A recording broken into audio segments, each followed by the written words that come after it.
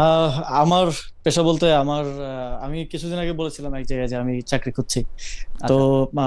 আসলে prior experience বলতে সরকারের দায়িত্ব পালন করাটা এটাই এখন মানে জব এক্সপিরিয়েন্স আর কি। হুম আহ, হুম আর এর আগে জাস্ট ফ্রেশ গ্রাজুয়েট ছিলাম। তো সেই জায়গা থেকে আমাদেরই বিশ্ববিদ্যালয়ের কয়েকজন বড় ভাইয়ের একটা উদ্যোগ বা স্টার্ট আপের কনসালটেন্সি বা মোটামুটি ওনাদের আইডিয়া জেনারেশন প্রজেক্ট এই প্রসেসের মধ্যে থাকা, হুম এর মধ্যে আছে। এবং অনেকটা বলা যায় যে গুডউইল থেকেই ওনারা হুম স্যালারি দেন। কারণ সময় খুব একটা যতটুকু ছিল সেটা হয়তো দিতে পারি না সেভাবে। হুম। এন্ড ওনাদের সাথেই আছি, আপাতত কাজ করছি। এনসিপির যে প্রধান আছেন, যে আহ্বায়ক জনাব নাহিদ ইসলাম, উনি তো কনসালটেন্সি করছেন একটি ফার্মে, আমরা জানতে পেরেছিলাম। যে তখন আমরা প্রশ্ন করেছিলাম যে এনসিপিকে কি এরকম একটা মডেলে কখনো করা হবে যে আপনি যদি আসলে ফুল টাইম কাজ করেন, দল থেকে আপনারা এক ধরনের বেতন নিলেন, যেহেতু আপনার আসলে এনসিপির জন্য অনেক সময় দিতে হয়, আমরা দেখতে পাচ্ছি যে আপনাকে বিভিন্ন জায়গায় যাইতে হচ্ছে, সেইটা কি আপনাদের কোনো চিন্তায় আছে যে এনসিপি থেকে ফুল টাইম? আমরা আমাদের ফাইন্যান্সিয়াল পলিসিটা নিয়ে কাজ করেছিলাম, তো হুম একটা হুম খসড়া আমাদের কাছে আছে এবং আমরা সেখানে একটা প্রসেস তৈরি করেছি যে আমাদের বিভিন্ন পর্যায়ের যেই নেতা কর্মীদেরকে ফুল টাইম পলিটিক্সটাতেই সময় দিতে হবে, একদম টপ হুম থেকে শুরু করে হুম হুম আহ উপজেলা পর্যায় পর্যন্ত, তাদের জন্য আমরা একটা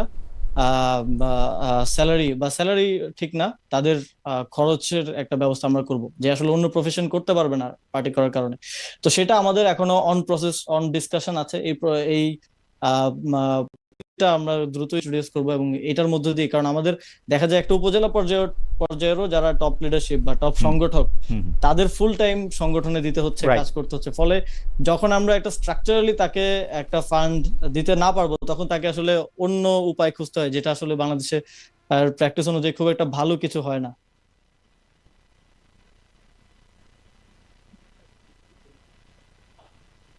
সাউন্ড আসছে না। আসিফ মাহমুদ সজীব ভাইয়া কি আমাকে শুনতে পাচ্ছেন? হ্যাঁ, হ্যাঁ, এখন শুনতে পাচ্ছি। জি। আপনি যখন উপদেষ্টা পদ থেকে পদত্যাগ করলেন, তখন আপনি ব্যাংক হিসাবটা আপনি প্রকাশ করেছেন। সেই ব্যাংক হিসাব অনুযায়ী মোট আপনার নিজের দুটি, বাবার পাঁচটি, মা ও স্ত্রীর একটি করে মোট ৯টি ব্যাংক হিসাবে থাকা ১৫ লাখ টাকার তথ্য প্রকাশ করেছেন। আহ, আপনি কি আমাদের একটু বলবেন যে আপনার সেই সম্পদ বেড়েছে না কমেছে না আগের জায়গায় আছে? যদি আপনি বলতে চান, but it's up to you আর কি। না, এই হিসাব প্রকাশ করার পরে তো প্রায় 2 মাসের মতো হয়ে গেল। এই হুম হুম। সময় খরচের কারণে আরো কিছু টাকা ব্যাংক থেকে উইথড্র করা হয়েছে, তো কমেছে আর কি। ওকে। আবির ভাই, আপনি একটু দেখবেন যে সাউন্ডের জন্য একটু দর্শকরা বলতেছেন যে সাউন্ডটা একটু ঠিক করা যাবে কিনা। যাই হোক, আমরা চেষ্টা করছি যে যাতে আমাদেরকে একটু, আমি একটু জোরে কথা বলি সেজন্য একটু চেষ্টা করি। জনাব আসিফ মাহমুদ সজীব ভাই, গতকাল সংসদে নিজের এলাকার মহাসড়ক বড় করার দাবিতে সংসদে সোচ্চার হয়েছিলেন এনসিপির এমপি হাসনাত আবদুল্লাহ। তিনি বলেছেন কাজ না হওয়ায় এলাকায় তিনি মুখ দেখাতে পারেন না। এই বিষয়ে গতকালই সাবেক উপদেষ্টা মাহফুজ আলম অভিযোগ করে ফেসবুকে পোস্ট দিয়েছেন। আপনার আরেকজন সহকর্মী, সহযোদ্ধা যদি আমরা এরকম বলি, তিনি সেখানে লিখেছেন, কোট, আজকে হাসনাতের সংসদে আকুতি দেখে মনে পড়লো যে রামগঞ্জ লক্ষ্মীপুর উন্নয়নের জন্য ৪-৫ জন উপদেষ্টার কাছে গিয়েও কোনো হেল্প পাইনি, তাদের সাথে কয়েকবার দেখা করেছি, ডিও লেটার দিয়েছি, সেসব লেখার সময় এখনো আসেনি। এতটুকু বলতে পারি যে একটি রাজনৈতিক দলের চাপে স্ল্যাশ সিদ্ধান্তে উনারা আমার এলাকায় আমাকে কোনো সহযোগিতা করেননি। হাসনাত বলছেন এলাকায় মুখ দেখাতে পারবেন না, আর আমার মুখটা ঢেকে দিয়েছিলেন আমার সহকর্মীগণ, খোদা তাদের মঙ্গল করুন। জনাব আসিফ মাহমুদ সজীব ভাই, আপনি বরাবরই মানে বিভিন্ন বিষয়ে প্রশ্ন করা হলে সত্য কথা বলার জন্য আপনি বিখ্যাত বা খ্যাতিমান। আপনি কি একটু বলবেন ওই ৪-৫ উপদেষ্টা আসলে কে, আবার কোন দলের চাপে আসলে মাহফুজ আলমের এলাকায় এটি দেওয়া হয়নি? কি মানে আপনি একটু আমাদেরকে একটু লাইট দিবেন কিনা এই ব্যাপারে? না, এখানে আসলে হাসনাত ভাই যে রাস্তাটার কথা বলেছেন, হুম হুম আহ, সেই রাস্তাটার জন্য আমি নিজেও ডিও লেটার পাঠিয়েছিলাম। সেটা হচ্ছে আমাদের চট্টগ্রাম থেকে সিলেট যে রোডটা, হুম খুবই ন্যারো একটা রোড এবং এটা দিয়ে ট্রাক বাস সমানে চলাচল করে এবং 2 বছর পর পরই রাস্তা নষ্ট হয়ে যায়। তো এটা ওয়াইডেন করার জন্য আমি নিজে ডিও লেটার দিয়েছিলাম, কিন্তু আনফরচুনেটলি আমলাতান্ত্রিক জটিলতা বলি বা হচ্ছে এটা হতে পারে, এক একজন একভাবে রিড করতে পারে। এটা হতে পারে যে যে উপদেষ্টা দায়িত্বে ছিলেন তারও হয়তো ছিল না। আবার সরকারি এই রোডস এন্ড হাইওয়েতে আমার জানা মতে যখন একটা রাস্তা ওয়াইডেনিং বা এরকম প্রজেক্ট নেওয়া হয়, it takes lot of time. মানে আপনার এটা আগে প্ল্যানটা করতে হয়, পরের বছরের বাজেট অনুমোদন হয়, তারপর আসে। তো 1 বছর 1.5 বছর আমরা যে সময়টা ছিলাম, এটা খুবই ছোট সময় একটা রোডস এন্ড হাইওয়ের একটা রাস্তা ওয়াইডেনিং করা বা বড় করার জন্য। তো এটা হতে পারে অসহযোগিতা, হতে পারে আমলাতান্ত্রিক জটিলতা, কিংবা সময়ের একটা টাইম কম থাকার কারণে হয়নি। এটা এক একজন এক একভাবে রিড করতে পারে। আমার জায়গা থেকে আমি এভাবেই দেখেছি যে এটা টাইমের কারণে হয় নাই। যে রাস্তাটার কথা আসনাদ ভাই বললেন, এটা এখন আমার মনে হয় যে বাস্তবায়ন করা সম্ভব। বাট মাহফুজ ভাই ঠিক কাদের কথা বলেছেন এটা আমার জন্য আসলে আমার কাছেও পরিষ্কার না। মাহফুজ সাহেব আপনার কাছে এসেছিলেন কিনা? কারণ এইটা আমরা এরকম প্রায় শুনতাম যে আপনি যা বলেন তাই হয় এসব ক্ষেত্রে, আপনি যেখানে যেটা বরাদ্দ দেন বা যেখানে যেটা সিদ্ধান্ত দেন সেটা তাই হয়, মানে সরকারের ভিতর থেকেও শুনতাম, বাইরে থেকেও শুনতাম। মাহফুজ সাহেব আপনার কাছে এসেছিলেন কিনা মানে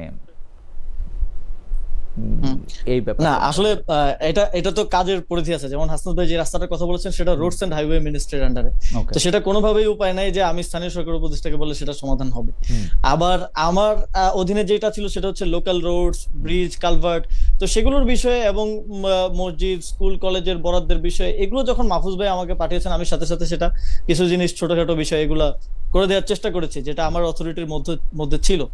তো এটা আসলে এটা এক ধরনের পারসেপশন বাইরে তৈরি করা হয়েছে যে ছাত্ররাই সবকিছু করে, ছাত্ররাই সকল ক্ষমতার অধিপতি। আসলে এরকম না। এই সরকারে যতক্ষণ পর্যন্ত ছাত্রদের একটা খুব প্রয়োজন ছিল, যখন মাঠে বারবার আন্দোলন হচ্ছে, বিদ্রোহ হচ্ছে, এগুলো ঠেকানোর জন্য ছাত্রদের প্রয়োজন, ততক্ষণ পর্যন্ত ছাত্রদের একটা অথরিটি ছিল বা দেয়া হয়েছিল। যখন সেটা মোটামুটি আমরা ম্যানেজ করতে সফল হই, তখনই দেখা গেছে সরকারে আরো বিভিন্ন এস্টাবলিশমেন্ট বলি বা বিভিন্ন গ্রুপ বলি, তারা সরকারের কন্ট্রোল বিভিন্ন সময় এক এক দিকে এক এক সময় গিয়েছে। আপনার সাথে আগের আলোচনায় আমি বলেছিলাম যে এই ক্ষমতার কেন্দ্রটা এক জায়গায় ছিল না, এটা বিভিন্ন সময় বিভিন্ন দিকে গিয়েছে। না, এটা আপনি আগে বলেছেন এবং আমি আপনার কথা অনেকগুলি জায়গায় কোট করেছি। আমার স্পষ্ট মনে আছে যে আপনার বিরুদ্ধে যখন অভিযোগ করা হলো যে আপনি উত্তর ঢাকার প্রশাসককে আপনি এককভাবে নিয়োগ দিয়েছেন, আপনি আমার অনুষ্ঠানে সেই স্পষ্ট বলেছিলেন কিন্তু যে এটা উপদেষ্টা পরিষদের সম্মিলিত সিদ্ধান্ত। কিন্তু তার আগে আমার উপদেষ্টাদের সাথে কথা হয়েছে, যিনি মুখপাত্র ছিলেন সরকারের প্রেস সচিব, উনিও কিন্তু এই ব্যাপারটা চেপে গিয়েছেন, বলেন নাই, বরং আপনার কথাই বলেছেন যে আপনি এটা করেছেন। তো সেইটা আপনি বলার পরে আমি কিন্তু অনেককেই জানতে চেয়েছি যে এইটা কিরকম কথা হলো। হাওয়েভার আমি কিন্তু ভালো উত্তর পাই নাই, যে মানে এটার পরিষ্কার উত্তর পাই না। আপনি কি এই সব প্রসঙ্গে কিছু বলবেন যে বেশিরভাগ সিদ্ধান্তের ক্ষেত্রে বলা হয়তো যেটা আসিফ মাহমুদ সজীব ভাই করছেন? না, এটা দুঃখজনক যে আসলে এই সরকারের অনেকেই দায়িত্ব নিতে চায় না। যেমন বিএনপি সরকার একটা খারাপ কাজ করলো, পলিটিক্যাল গভর্নমেন্ট হতে সে তার দায়িত্বটা নিয়ে নেয়। আমাদের যে সরকার ছিল অনেকেই একটা যে এটা আমি দায়িত্ব নিতে গেলে আমার উপর কোনো কনসিকুয়েন্স আসে কিনা, তো এই সাহসিকতাটা দেখানোর এটার একটা অভাব আছে। তা আমি এটা স্পষ্টই বলেছি এবং এটা আমি চ্যালেঞ্জ করেই বলছি যে ঢাকা উত্তর সিটি কর্পোরেশনের যে প্রশাসক নিয়োগ দেওয়া হয়েছিল সেটা সিদ্ধান্তটা ক্যাবিনেটও হয়েছিল এবং সেদিন আমি নিজেও ক্যাবিনেট মিটিং এ উপস্থিত ছিলাম না। সেটা একজন উপদেষ্টা তার নাম প্রস্তাব করেছিলেন এবং প্রস্তাবের ভিত্তিতে ক্যাবিনেটের সিদ্ধান্ত হয়েছিল। আমাকে সেটা বাস্তবায়ন করতে বলা হয়েছিল, আমি সেটা বাস্তবায়ন করেছি। এবং স্বাভাবিকভাবেই একটা সরকার যখন এত বড় ডিসিশন হয়, যে এখন বিএনপি প্রশাসক নিয়োগ দিচ্ছে, এটা কি প্রধানমন্ত্রী কনসার্ন ছাড়া হচ্ছে? এটা কি শুধু ওই অত্র মন্ত্রণালয়ের মন্ত্রী কিংবা প্রতিমন্ত্রী একা তো দেওয়ার তার সুযোগ নাই। এগুলো সাধারণত বড় সিদ্ধান্ত। একজন প্রশাসক সাধারণত একজন মেয়র, মন্ত্রী পদমর্যাদার হয়। এই পর্যায়ে নিয়োগ, এবং এই যে দেখেন নিয়োগটা কিন্তু আমার স্বাক্ষরে হয় নাই, নিয়োগটা কিন্তু আমাদের এখান থেকে ফাইল গেছে, মাননীয় প্রধান উপদেষ্টার স্বাক্ষরেই হয়েছে। সুতরাং এটা সেখানকার তাদের কনসার্ন না থাকলে এটা তো এখন বলতে পারবে না যে না দেখে স্বাক্ষর করেছে বা এরকম কিছু। কিন্তু একটা ব্যাপার আছে যে কেউ দায় নিতে চায় না, বা এই ধরনের একটা ব্যাপার আছে। এটা তো দায়ের প্রশ্ন না, যেখানে সব জায়গায় লেখালেখি হচ্ছে যে আপনি যেহেতু ওই মন্ত্রণালয়ের উপদেষ্টা, আপনার উপর যখন চাপানো হচ্ছে, এটা তো দায় নেওয়ার প্রশ্ন না। এটা তো ক্যাবিনেট বলবে যে আমরা সবাই মিলে এটা করছি, বা ডক্টর ইউনূস বলবে। এটা খুবই, আমার কাছে খুবই বাজে উদাহরণ মনে হয়েছে। মানে এটা আমি আপনার কাছে কিন্তু প্রথম শুনেছি, আমার অনুষ্ঠানে এসে যখন আপনি বলেছেন আমি যেটা প্রথম শুনেছি আমি আশ্চর্য হয়েছে। আমি এটা ভেরিফাই করার জন্য আরো 4-5 জনকে জানতে চেয়েছি। না, এটা খুব দুঃখজনক। দেখেন আমার প্রসেসটা যদি আমি বলি, ফাইলটা স্থানীয় সরকার মন্ত্রণালয়ে প্রসেস হয়েছে, কিন্তু সেটা পাঠানো হয়েছিল চূড়ান্ত অনুমোদনের জন্য প্রধান উপদেষ্টার দপ্তরে, এবং সেখান থেকে অনুমোদিত হওয়ার পরে কিন্তু নিয়োগটা হয়েছে। নিয়োগটা এমন না যে আমার এখান থেকে অনুমোদন দিয়ে নিয়োগটা হয়ে গেছে। তো সেখানে অবশ্যই সিদ্ধান্ত ছিল, সিদ্ধান্ত ছাড়া তো সেখান থেকে নিয়োগটা হওয়ার কথা না। এটা একটা কমন সেন্সের বিষয়, কিন্তু অনেক ক্ষেত্রে আসলে এই জায়গাগুলোতে আমরা স্বাভাবিক, আমি এটাকেও স্বাভাবিকভাবে দেখতে চাই। কারণ হচ্ছে এখানে যদি 20 জন উপদেষ্টা থাকে, 20 জন 20টা ব্যাকগ্রাউন্ড থেকে এসেছেন, 20টা জায়গা থেকে এসেছেন, 20 জনের 20 রকম রাজনৈতিক বোঝাপড়া থাকতে পারে। উনারা এখন ক্ষমতায় নাই, উনাদের নিয়ে আমি কিছু বলতে চাই না, কিন্তু আমার কাছে মনে হয়েছে যে উনাদের আজকে না হোক কোনো না কোনো দিন ইতিহাসের খাতিরে এই প্রশ্নের উত্তর দিতে হবে, কেন উনারা এইটা বলেন নাই। আরেকজন মানে ছাত্র উপদেষ্টার কথা বলে তাকে আসলে আমি আমি আমি ঠিক জানি না, মানে আপনার বিরুদ্ধে অনেক অভিযোগ থাকতে পারে, কিন্তু এই অভিযোগটা বা এই দায়টা আপনাকে কেন নিতে হয়েছে আমি এটা জানি না। মানে এটা আমি সবসময় যখনই যে উপদেষ্টাকে পাবো তা সবাইকে জিজ্ঞেস করবো, সাবেক উপদেষ্টাকে।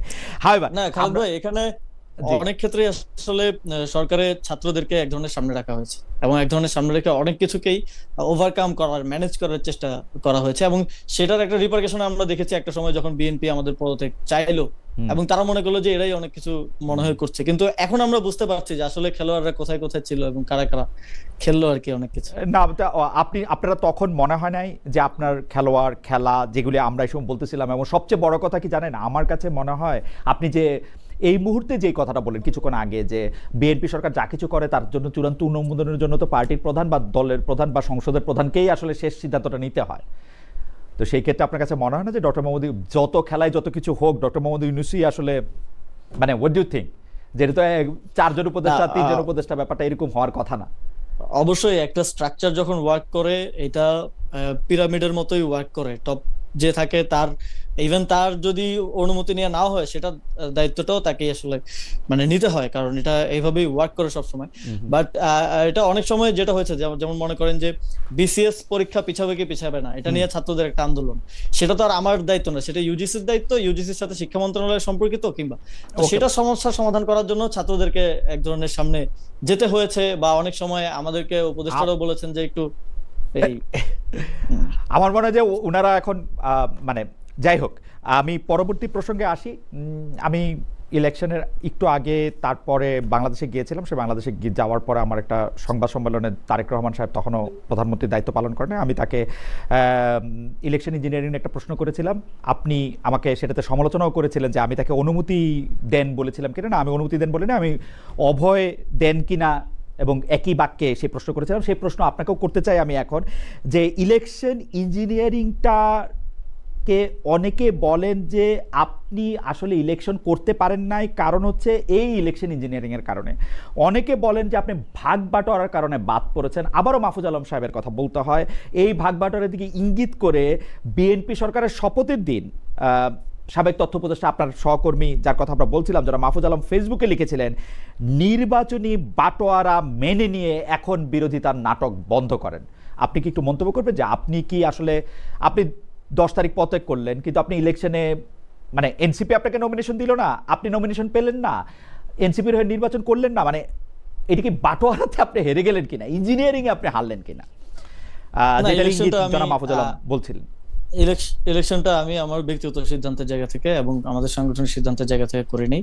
এটার সাথে অন্য আমার কাছে যখন নমিনেশন জমা দেওয়ার ফাইনাল দিন হয়, তখন আমার মনে আছে আমার কাছে 3টা পার্টির প্রত্যয়নপত্র ছিল এবং একাধিক আসনের প্রত্যয়নপত্র তারা পাঠিয়েছিলেন আমি যদি জমা দিই। কিন্তু আমি তখন আমাদের পার্টির সাথে আলোচনা হয়, জোট গঠনকে কেন্দ্র করে পার্টির মধ্যে এক ধরনের ভাঙাগড়া এবং সবচেয়ে ক্রাইসিস মোমেন্টটা পার্টি তখন পার করেছে।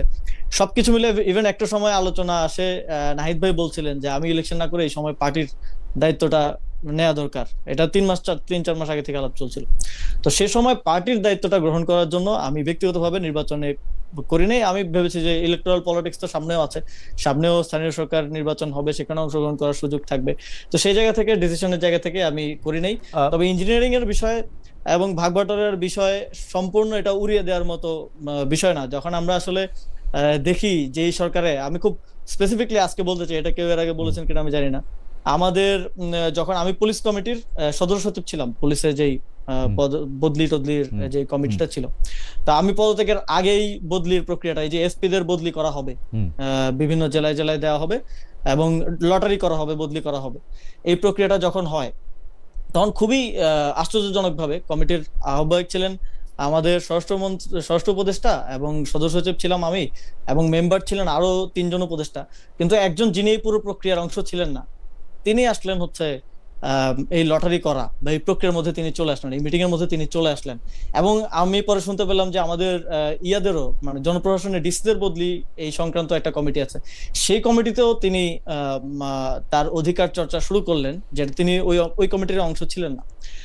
কিন্তু পরবর্তীতে আমার কাছে ডটগুলো খুব স্পষ্ট হলো যখন ওনাকে আমি দেখলাম যে বিএনপি সরকারের পররাষ্ট্রমন্ত্রী হতে, এবং ওনার নিরীক্ষায় রেখে যদি এই যে ডিসিদের বদলি এবং এই এসপিদের বদলি হয়, তাহলে এই নির্বাচনে ইঞ্জিনিয়ারিং হয়েছে কি হয় নাই এই বিষয়টা আর আলাদা করে তো বলার প্রয়োজন নাই।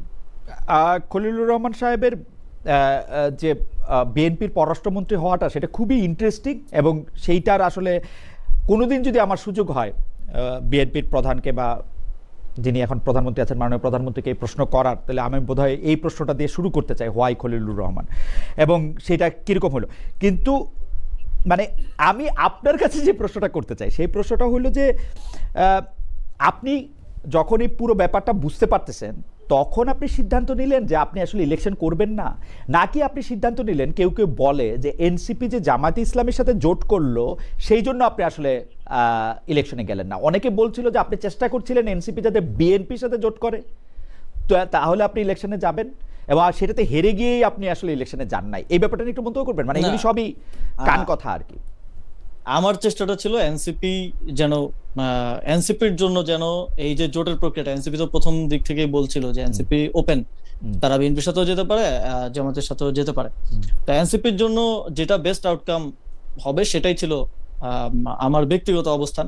এবং ইদার ওয়ে আলোচনা হয়েছে, বিএনপির সাথেও এনসিপির আলোচনা হয়েছে, জামাতের সাথেও এনসিপির আলোচনা হয়েছে, এবং জামাতের সাথে আলোচনায় এনসিপির জন্য একটা বেস্ট আউটকাম এনসিপির লিডারশিপের আমাদের তখন মনে হয়েছে, তো জামাতের সাথে জোটটা হয়েছে। এবং রাজনীতিটাকে আমি একদম কাঠখোট্টা ভাবে, হয়তো আপনি আমাদের আরেকজন সহযোদ্ধার নাম নিলেন, অনেকে হয়তো একদম কাঠখোট্টা ভাবে শুধু আদর্শিক জায়গা থেকে দেখে, আমি রাজনীতিটাকে একই সাথে আদর্শিক জায়গা থেকেও দেখি, আবার প্র্যাকটিক্যাল জায়গা থেকেও দেখি।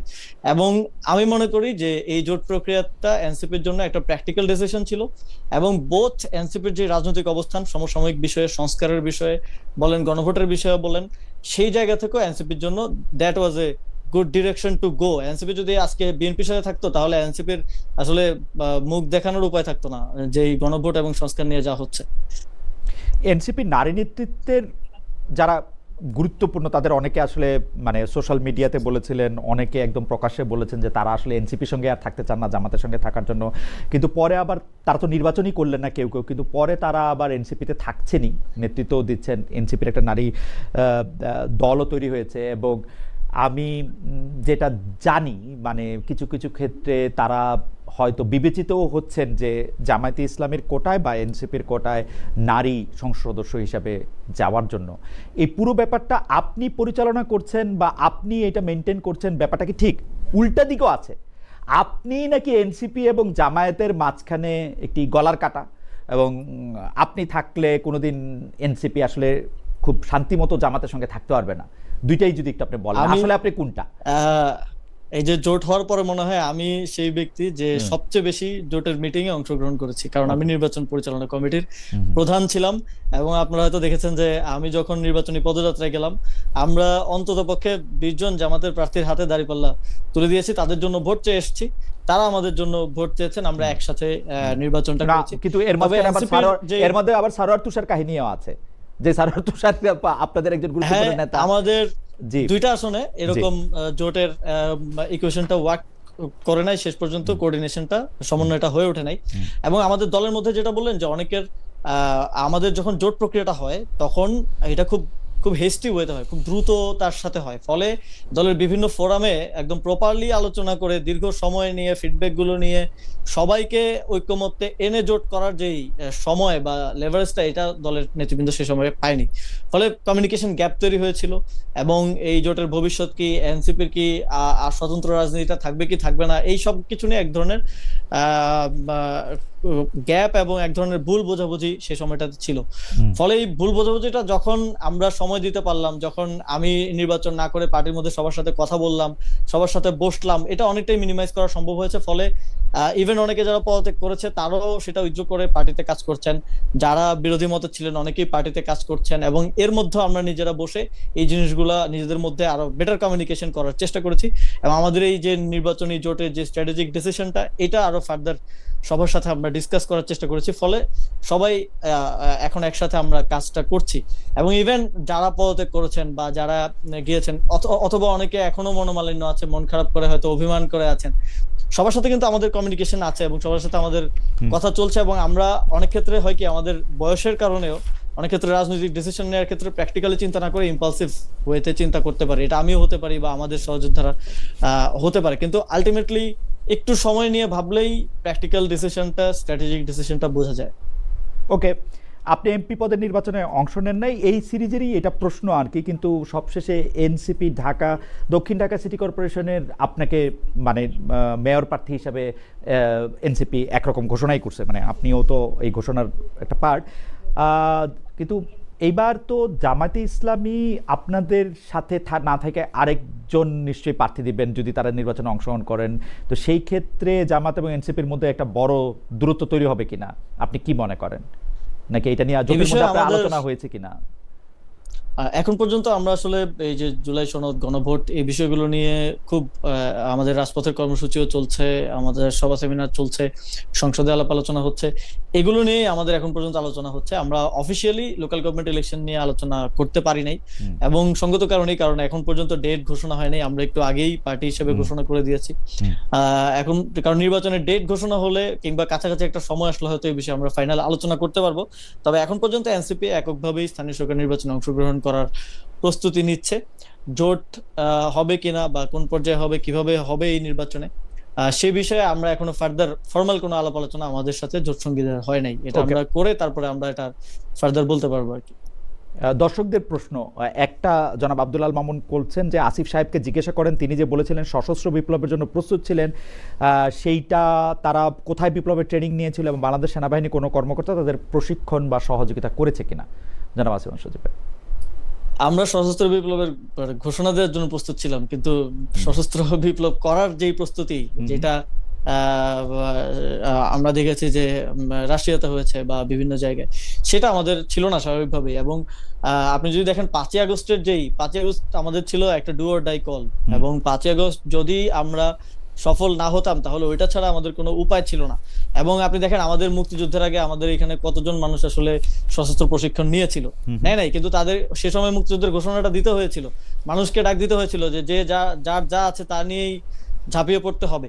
এবং অন দা ওয়ে কিন্তু প্রশিক্ষণেরও ব্যবস্থা হয়েছে এবং অস্ত্রেরও ব্যবস্থা হয়েছে এবং সফলতাও এসেছে।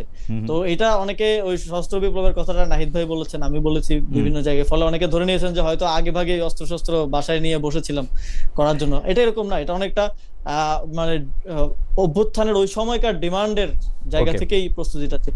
অসশস্ত্র প্রসঙ্গে আমাদের অনেকের কৌতূহল থাকে যে আপনি কি আপনার পিস্তলটা বা করেছেন কিনা, জমা দিয়েছেন কিনা, নাকি এটা এখনো আছে ওই কথার মতো আসিফ মাহমুদের লাইসেন্স? আমি উপদেষ্টা হিসেবে অস্ত্র জমা দিলেও লাইসেন্সটা রয়েছে কিনা, নাকি অস্ত্র আছে লাইসেন্সও আছে? আমি লাইসেন্সটা রাষ্ট্রের একজন নাগরিক হিসেবেই নিয়েছি, এবং সেই হিসেবেই আমার নিরাপত্তার স্বার্থে লাইসেন্সও আছে, অস্ত্র আছে।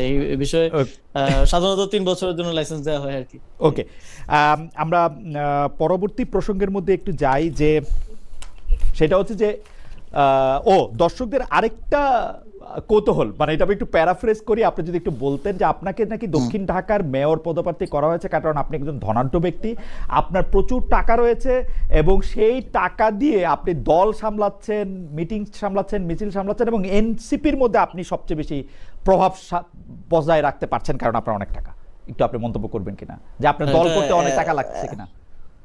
এটা একেবারেই যাই হোক, এই ধরনের অনেক পারসেপশন, অনেক কিছু বিগত 1.5 বছরে বিভিন্ন প্রপাগান্ডা বিভিন্ন ইয়ার মাধ্যমে তৈরি করা হয়েছে আমার বিরুদ্ধে স্পেসিফিকলি আমি বলবো, এবং আমি জানিও কারা করেছে এবং তারা কেন করেছে। তারা বিভিন্ন ক্ষেত্রে আমার কাজে আসলে তারা মনে করেছে যে তারা ক্ষতিগ্রস্ত হয়েছে বা তাদের স্বার্থটা সিদ্ধ হয়নি, ফলে এটা করেছে। তো বাট আমরা আমাদের দলের জায়গা থেকে এখন পর্যন্ত আমরা ক্রাউড ফান্ডিং দিয়ে চলি। আমরা গতকালকে একটা বৈশাখের প্রোগ্রাম করেছি, 10 জনকে ফোন দিছি যে ভাই কেউ 20,000, কেউ 15,000, কেউ 50,000 করে যার যার সাধ্যমতো টাকা দিয়ে আমরা এই খুবই কম অ্যামাউন্টে 1.5-2 লাখ টাকা দিয়ে একটা পহেলা বৈশাখের প্রোগ্রাম করেছি। তো এটা হচ্ছে রিয়েলিটি, যারা আমাদের সাথে আছে, আমাদের সাথে কাজ করছে, তারা আমাদের এই লিভিং রিয়েলিটিটা আসলে বুঝতে পারে। বাট ওভারঅল একটা পারসেপশন, নেগেটিভ পারসেপশন এটা তো তৈরি করা হয়েছে, দ্যাট ইজ ট্রু। এই নেগেটিভ পারসেপশনের মধ্যে আপনার কাছে কিছু মনে হয় যে, যেমন ধরেন, মানে আমার কোথায় মনে হয় যে এই পারসেপশনটার ব্যাপারে আপনাদের আরেকটু, বিশেষ করে আপনার আরেকটু পরিষ্কার করা উচিত, কারণ একই সাথে নাহিদ ইসলাম ছিলেন উপদেষ্টা, মাহফুজ আলম ছিলেন উপদেষ্টা। নাহিদ ইসলাম সাহেব আর আপনার এখন একই দল হলে মাহফুজ আলম সাহেব আলাদা হচ্ছেন। তিনি বিভিন্ন সময়, এটা ডয়েচে ভেলেতে ইন্টারভিউ দেওয়ার সময়, ফেসবুকে স্ট্যাটাস দেওয়ার সময়, বিভিন্ন সময় তিনি আসলে এই বাটোয়ারা রাজনীতি, এত অল্প দামে বেচনা, এই সেই, এগুলি নানা ধরনের কথা আমরা তার মুখে শুনেছি। আপনার কাছে কি মনে হয় আরেকটু কি পরিষ্কার করা উচিত যে ধরেন আমি আজকে আপনার ইন্টারভিউ করব, আমাকে অন্তত 10 জন একটা মেসেজ পাঠিয়েছে, আসিফ মাহমুদ সজীব ভুঁইয়াকে আপনাকে জিজ্ঞেস করতেই হবে উনি আমিরাতে টাকা ক্রিপ্টোকারেন্সি করে পাঠিয়েছেন কিনা। এই যে পারসেপশন, এবং আপনি আসলে শত শত সিদ্ধান্ত নিয়েছেন, যাদের আপনার পছন্দ তাদের ব্যাপারে আপনি সিদ্ধান্ত নিয়েছেন, স্থানীয় সরকার ও ওই মন্ত্রণালয় থেকে, বিসিবির প্রসঙ্গে আমি একটু পরে আসছি, এগুলি থেকে আপনি সিদ্ধান্ত নিয়েছেন এবং আপনার দলের লোকজন আজকে ভোর রাতে আপনাদের দল থেকে বের হয়ে যাওয়া একজন, মানে উনি তো আসলে হয়তো আমেরিকার টাইমটা জানেন না, উনি আমাকে ফোন করছেন শুধু এটা বলার জন্য যে আপনি কত টাকা কত জায়গা থেকে নিয়েছেন এবং কিভাবে ইচ্ছা মতো যাকে ইচ্ছা তাকে দিয়েছেন, যাকে ইচ্ছা তাকে দেন নাই। আপনি কি এই ব্যাপারটা আর একটু পরিষ্কার করতে পারেন কোনোভাবে? মানে আমি জানি আপনি এটা অনেকবার বলছেন, আবার একটু বলবেন কিনা? না, আমি আমার দায়িত্বের সময় সর্বোচ্চ দায়িত্বশীলতার সাথে এবং সততার সাথে কাজ করার চেষ্টা করেছি। দেখেন, অনেক অভিযোগ, অনেক অ্যামাউন্ট বলতে বলতে একেবারে $10 বিলিয়ন পর্যন্ত বলা হয়ে গেছে। ওইটা 100 কোটি থেকে শুরু হয়েছিল, এখন 1,20,000 কোটিতে চলে গেছে। বাংলাদেশের বাজেটের কাছাকাছি চলে যাবে কিছুদিন পরে হয়তো। কিন্তু দেখেন, একটা স্পেসিফিক, এই যে আপনি তো বললেন যে অনেক সিদ্ধান্ত নিয়েছি, অনেকগুলো কাজ করেছি, স্পেসিফিক তো বলতে হবে যে এই কাজটা আসিফ মাহমুদ করে এই জনকে আনডিউ কোনো সুবিধা দিয়েছে এবং তার বিপরীতে সে টাকা নিয়েছে, এরকম স্পেসিফিক একটা অভিযোগ অন্তত টাকা না নিল। এইটা কি সত্য যে আপনি হাসনাত আব্দুল্লাহর, মানে আমি হাসনাত আব্দুল্লাহ আমার খুব প্রিয়, আপনিও খুব প্রিয়, এইটা কি সত্য হাসনাত আব্দুল্লাহর এলাকায় আপনি বেশি কাজ করিয়েছেন যাতে হাসনাত আব্দুল্লাহ বেশি জনপ্রিয় হন? কাজ, ওই যে একটা প্রজেক্টের বিষয়ে বলছেন, যে প্রজেক্টের বরাদ্দের বিষয়ে, আরো 2-3টা ঠেকায় রেখে ওকে দিয়ে দিবেন, এরকম কি করছেন? না না, ওই প্রজেক্ট কিন্তু পাসই হয় নাই। মানে এই যে একটা পারসেপশন যে হাসনাত আব্দুল্লাহ আসনে 300 কোটি টাকার কাজ হয়েছে, ফলে সে এমপি হয়েছে, অথচ ওই প্রজেক্ট পাসই হয় নাই। কাজ হওয়া তো অনেক দূরের কথা, লোকাল গভর্নমেন্টের প্রজেক্ট গুলো পাস হওয়ার পরেও কাজ মাঠে নামতে অ্যাটলিস্ট 3-4 বছর, 5 বছর লেগে যায় বাস্তবায়ন হইতে। তো এটা ওই প্রজেক্ট এখনো তো পাসই হয় নাই। যদি পাস হয়ও তাহলে স্টিল এটার কাজ হইতে হইতে ওই সবগুলো উদ্বোধন করবে বিএনপি নেতারা আর কি। তো সুবিধাটা কি তাহলে উদ্বোধন করুক, হাসনাত বলতে পারলো যে আসিফ আমাকে এটি অলরেডি দিয়ে দিয়েছে, তো সেজন্য একটু না, ওই প্রজেক্ট পাস হয় নাই তো। এবং ওইটা দেখেন নিউজটা কিভাবে করা হয়েছে, আমি ফ্রেমিংটা একটু আপনাকে বুঝাই, যদি স্পেসিফিক এটা কি আমরা কেস হিসেবে নেই। প্রজেক্ট পাস হওয়ার একটা লম্বা একটা প্রক্রিয়া আছে। মিনিস্ট্রি থেকে একটা ড্রাফট করা হয়, ডিপিপি যেটাকে বলা হয়, সেটা পাঠানো হয় আমাদের পরিকল্পনা কমিশনে। পরিকল্পনা, সেটা অর্থ মন্ত্রণালয়ে পাঠানো হয়, অর্থ মন্ত্রণালয়ে ছাড় দিলে পরিকল্পনা কমিশনে পাঠানো হয়, সেখান থেকে পাস হলে তারপরে আবার মিনিস্ট্রিতে আসে, মিনিস্ট্রি পিডি নিয়োগ দিয়ে বাস্তবায়ন করে। তো এটা মিনিস্ট্রি থেকে যখন আসলে পরিকল্পনা কমিশনে পাঠানো হলো, পরিকল্পনা কমিশন কিন্তু একাধিক বৈঠক করে, অন্তত 15টা বৈঠক করে, তারা বাজেট কাটছাট করে, এটার বাস্তবতা নিরীক্ষা করে, তারপরে পাস করে। তখনই নিউজ করে দেওয়া হইলো যে প্রজেক্ট পাস হয়েছে, আসিফ মাহমুদ এত টাকা বরাদ্দ নিছে, হাসনাত আব্দুল্লাহ এত টাকা বরাদ্দ নিছে, অথচ দেখেন পরিকল্পনা কমিশন থেকে সেটা পাসই হয় নাই। তো এটা যখন বাংলাদেশের একটা বড় গণমাধ্যম করে এবং এই ধরনের একটা পারসেপশন তারা তৈরি করার জন্য করে, তখন এটা আসলে আমাদের মানে সাংবাদিকতার বস্তুনিষ্ঠতাকে প্রশ্ন করা ছাড়া কিছু করার থাকে না। যখন প্রজেক্টটা পাস হবে তখন আপনি বলতে পারেন যে প্রজেক্ট করে তারা নিজের এলাকায় বরাদ্দ নিয়েছে। বরাদ্দটা পাস না হওয়ার আগে আপনি কিভাবে বলতে পারেন যে আসলে বরাদ্দটা নিয়েছে? ওকে, আমি একটু আপনাদের দর্শককে আপনাকে দর্শকদের মতামত একটু পড়ে শোনায়। শামীম আহমেদ উনি মন্তব্য করছেন, যদি প্রশ্ন করতে ভয় পান তাহলে টকশো কেন করেন, মানে এটা আমাকে বলছে যে প্রশ্ন করতে ভয় পেলে টকশো কেন করেন। আরেকজন, ওনার নাম নাইম খান, উনি বলছে খালেদ ভাই বেশি দুর্নীতি করছে। ফাইন, আমি পরবর্তী প্রসঙ্গে যাই, যে খুবই ইন্টারেস্টিং। আমি পরবর্তী প্রসঙ্গে যাই যে গত বছর সাকিব আল হাসান বাংলাদেশের সেরা খেলোয়াড়, সেরা ক্রীড়াবিদ আমি বলবো, যে গত বছর সাকিব আল হাসান যখন শেখ হাসিনার জন্মদিনের শুভেচ্ছা জানালেন, তখন আপনি ফেসবুকে সাকিবকে দেশে ফেরানো ও দলে ফেরানোর সুযোগ না দেওয়া যে সঠিক সিদ্ধান্ত ছিল, সেটিকে একটি কৃতিত্বপূর্ণ পদক্ষেপ হিসেবে দেখাতে চেয়েছেন। এই সপ্তাহখানেক আগে আমরা আবার আপনার একটি ভিডিও বক্তব্য দেখলাম, যেখানে আপনি বলেছেন সাকিব আল হাসানের পাসপোর্ট জটিলতা নিরসনে আপনি সহায়তা করেছেন। সাকিব আল হাসানকে নিয়ে আপনার দুটি বিপরীত অবস্থান কিনা এইটা না ফেরানো নাকি পাসপোর্ট জটিলতা নিরসন করা, কোনটা আসলে ক্রেডিট বা কোনটা ডিসক্রেডিট? জনাব আসিফ মাহমুদ সজীব ভাই, এখানে মানে এটা আমি বারবার প্রশ্নটা আসে এবং বারবারই বলছি, যখন আমি দায়িত্ব নেই এবং বোর্ডটা একটু রিকনস্ট্রাক্ট হয় এবং তারা যখন কাজ শুরু করে, আমি নামই বলি যে একজন ডিরেক্টর আছেন নাজমুল আবদিন ফাহিম, ভাই, ওনাকে ফাহিম স্যার বলে সবাই ডাকে। তো সাকিব আল হাসান ওনারই খুব পছন্দের শিষ্য আর কি। তো উনি পুরোটা প্রসেস শুরু করেছিলেন, একটা রিকনসিলিয়েশন প্রসেস। এটা ট্রুথ এন্ড রিকনসিলিয়েশন পৃথিবীর বিভিন্ন জায়গায় হয়েছে, আমরা দেখেছি। এবং এই প্রসেসটাতে সাকিব আল হাসান নিজেও একমত ছিলেন এবং তিনিও এই প্রসেসটাতে আসছিলেন। আপনার মনে পড়ে কিনা, সাকিব আল হাসান স্টার্টের দিকে তিনি একটা পোস্ট করেছিলেন, তার যে জুলাই গণঅভ্যুত্থানের সময়কার অবস্থান সেটাকে ব্যাখ্যা করার চেষ্টা করে, এবং সেই পোস্টটা কিন্তু এই প্রসেসেরই অংশ ছিল। এবং নাজমুল আবেদিন ফাহিম ভাই তিনি পুরো প্রসেসটা করছিলেন, এবং আমারও একটা গুডউইলের জায়গা ছিল যে তিনি বাংলাদেশের সেরা অলরাউন্ডার, এবং তার অ্যাটলিস্ট বিশ্বের সেরা অবসরে অলরাউন্ডার, যাওয়াটা, বিশ্বের সেরা অলরাউন্ডার, বাংলাদেশের বিশ্বের সেরা অলরাউন্ডার, ইয়েস, বাংলাদেশের সেরা ক্রিকেটার। জি, তো তার অবসরে যাওয়াটা অ্যাটলিস্ট বাংলাদেশে একটা খেলার মধ্য দিয়ে হতে পারে, এবং সেটা একটা প্রসেসের মধ্য দিয়ে। যেহেতু মানুষের অনেক কোশ্চেন আছে, সরকারের প্রথম দিকে তাকে দেশে না ফেরানোর জন্য আন্দোলনও হয়েছে, মিরপুরে অনেক ধরনের দাবি দেওয়া হয়েছে, এবং এই জন্য একটা প্রসেসের মধ্য দিয়ে সেটা করা, এবং সেটা বিসিবি একটা প্রক্রিয়ার মধ্যে ছিল। কিন্তু এই প্রক্রিয়াটা শেষ পর্যন্ত সাকিব আল হাসানের দিক থেকেই ভঙ্গ করা হলো। তিনি ওই প্রক্রিয়াটা কন্টিনিউ করলেন না, বরং তিনি আওয়ামী লীগকে এন্ডোর্স করাটাকেই উনি বেছে নিলেন।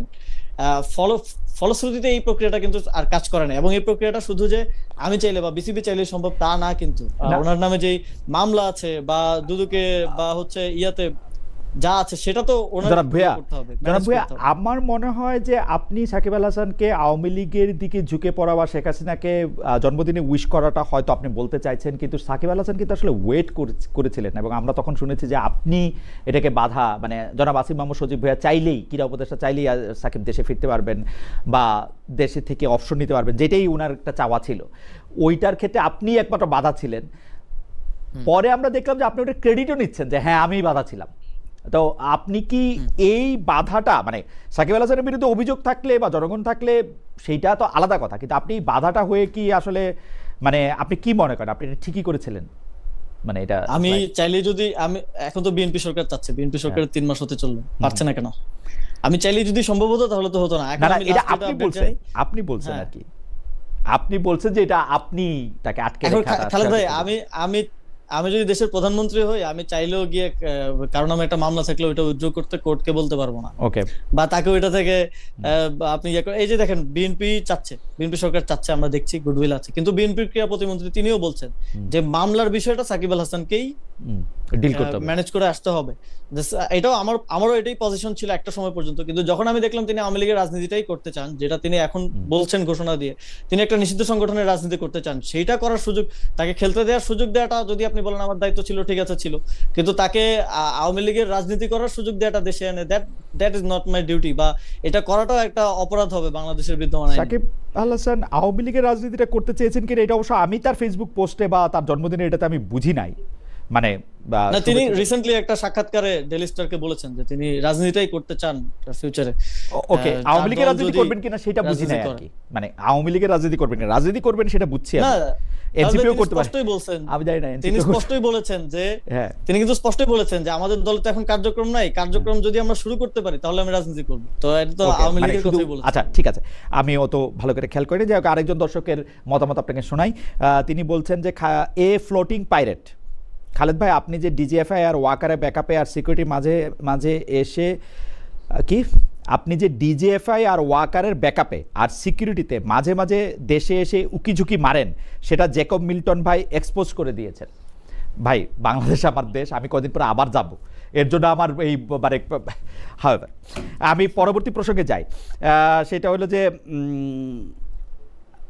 অনেকেই বলে থাকেন বাংলাদেশ যে এবার বিশ্বকাপটা খেলতে পারলো না, এবং বিসিবি যে স্বাভাবিকভাবে স্বাধীনভাবে সিদ্ধান্ত নিতে পারে না, বিসিবিতে খেলোয়াড়রা খেলার সিদ্ধান্ত করলো। আপনি তখন ক্রীড়া উপদেষ্টা ছিলেন না, ক্রীড়া উপদেষ্টা ছিলেন হচ্ছে আসিফ নজরুল, কিন্তু অনেকেই মনে করেন যে পুরো ব্যাপারটা মানে বিসিবিকে এক ধরনের সরকারের একেবারে কবজায় নিয়ে আসা। আজকে ফারুক আহমেদ, তো কালকে আমিনুল ইসলাম বুলবুল, পরশুদিন মানে আপনার আমি শুনেছি যে আপনি বিসিবির সভাপতিকে মানা করে দিয়েছেন যে আপনি কালকে চলে যাবেন, কারণ আপনাকে আর আমার ভালো লাগছে না। এটা সম্ভব কারণ আপনি যেহেতু তাকে পরিচালক পদে বসিয়েছেন। আমিনুল ইসলাম বুলবুল সাহেবের সাক্ষাৎকার শুনেও আমার কাছে মনে হয়েছে যে উনি বিসিবি সভাপতি হয়েছেন কারণ আসিফ মাহমুদ সজীব ভূঁইয়া তাকে পছন্দ করেছেন, পিক করেছেন, হ্যান্ড পিক। এইটার ব্যাপারে আপনি আসলে কি বলবেন যে বিসিবিটাকে পুরোপুরি সরকারিকরণ আগেও আমরা দেখেছি, মানে আপনি প্রথম তা না, কিন্তু আপনার থেকে আমরা এটা আশা করেছিলাম কিনা, বা আপনি এই দায়টা আসলে নেবেন কিনা, এবং খেলা যে বাংলাদেশ বিশ্বকাপ খেলতে পারলো না এইটার দায়টাও অনেকে আপনাকে দেন যে বিসিবিটাই একটা ঝামেলার জায়গা ছিল।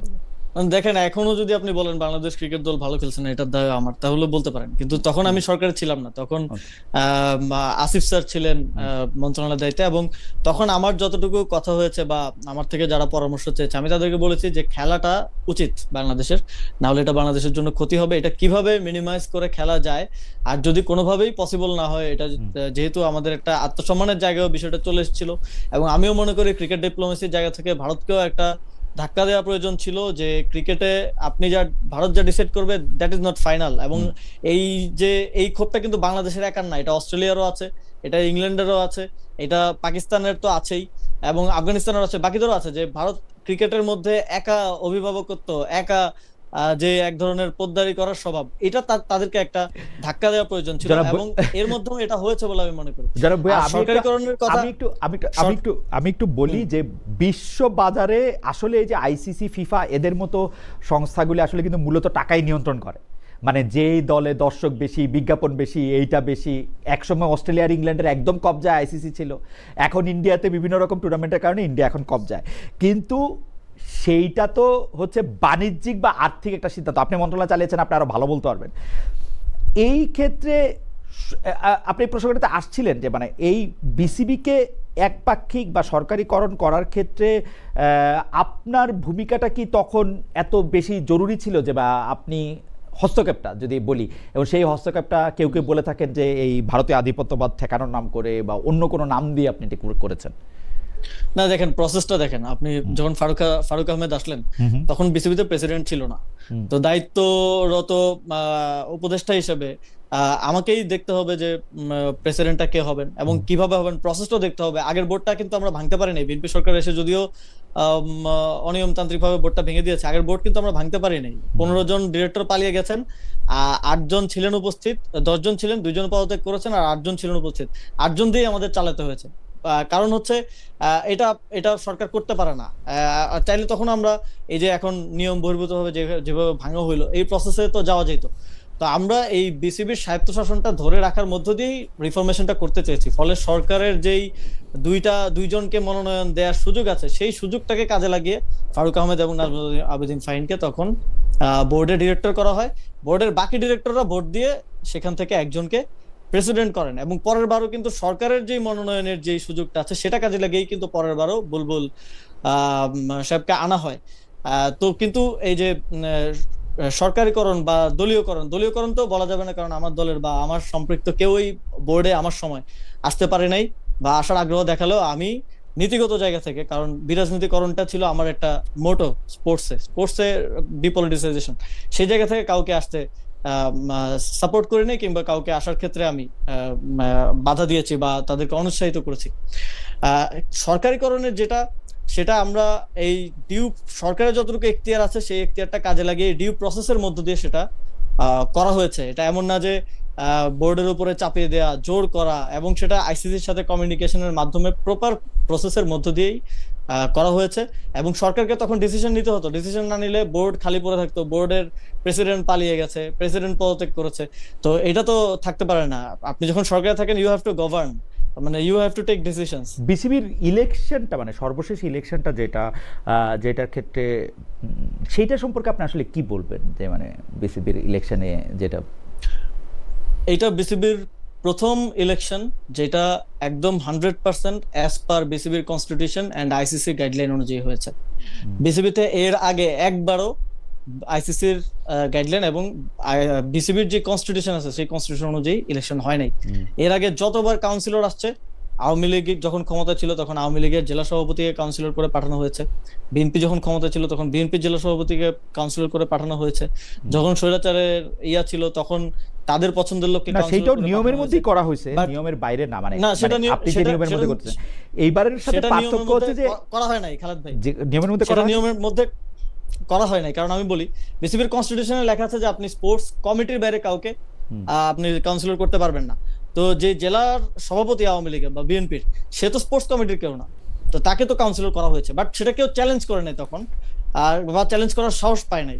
বাট আমার সময় আমি অ্যাজ পার কনস্টিটিউশন কাউন্সিল আনার চেষ্টা করেছি, এবং সেখানেই প্রথম বিরোধটা তৈরি হয়েছে, যখন ডিসির সাথে পরামর্শ করে বা সুপারিশ করে বিএনপির একজন বড় নেতার নাম সেখান থেকে পাঠানো হইলো, যখন সেটা মন্ত্রণালয় অ্যাকসেপ্ট করলো না বিসিবির কনস্টিটিউশন অনুযায়ী, বা বিসিবি অ্যাকসেপ্ট করলো না তার কনস্টিটিউশনে যেটা আছে যে স্পোর্টস কমিটি থেকে পাঠাতে হবে, তখনই কিন্তু বিরোধটা তৈরি হয়। তখনই কিন্তু বিএনপি নেতারা রাগ করেন যে আমার ছেলের নামটা দিল, নামটা বিসিবি অ্যাকসেপ্ট করলো না, এটা আসিফ মাহমুদের জন্য হয়েছে।